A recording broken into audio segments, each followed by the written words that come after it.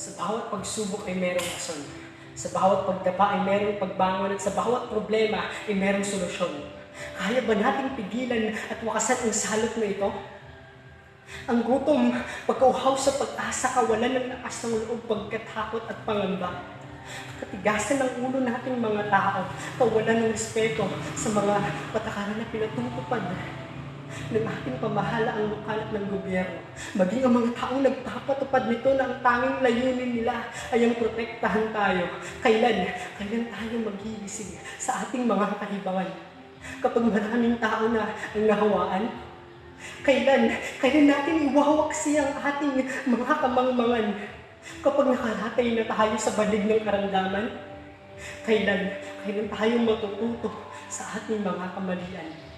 Kapag maraming buhay na ang nasa bingit ng kamatayan, makiusap, buksan niyo naman ang bintana ng inyong mga mata at pintuan ng inyong mga puso't isipan, hayaan na gampanan ng mga taong inatasan ng isang tungkulin na kanilang sinumpaan.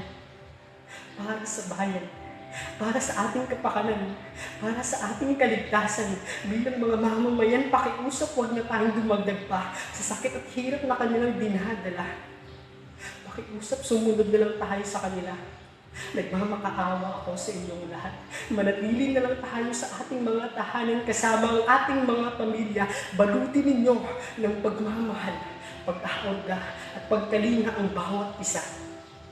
At nangangako ako walang duda, hindi ako mahahawa. Hindi tayo mahahawa kapag sinunod natin sila.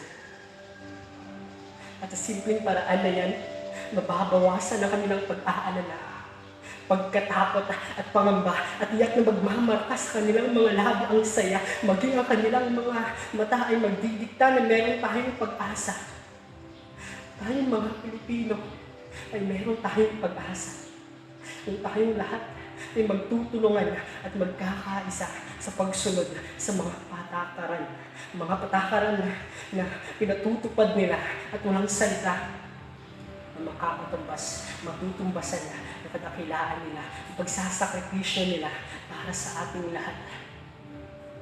Sa ating pamahalaang lokal, gobyerno, doktor, pulis, sundalo, sa lahat ng frontliners, at sa ating Pangulo, dakilang ama ng bansang ito, sumasaludo at nagpapasalamat ako sa lahat ng bayaning Pilipino na hanggang ngayon patuloy na lumalaban, patuloy na pinupuksa ng salot na ito. Kaya ngayon, magtatanghal, sabay-sabay tayong magtatanghal sa entablado ng pagsubok sabay dasal sa buong may kapal.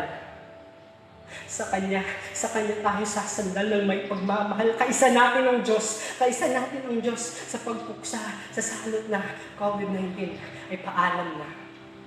Mula sa maliit na pangkat hanggang sa pulupulong pag-alsa, sabay-sabay natin iaalsa ang ating watawat na nagdidikta na meron tayong pag-asa. Kung tayong lahat, tayong mga Pilipino ay magkakaisa, magmamahalan at magtutulungan kahit na anumang lahi, anumang katayuan sa buhay. Basta Pilipino tayo, muling mabubuhay ang ating pag-asa. Ito ay isang liwanag sa gitna ng kadiliman. By Albert Joseph.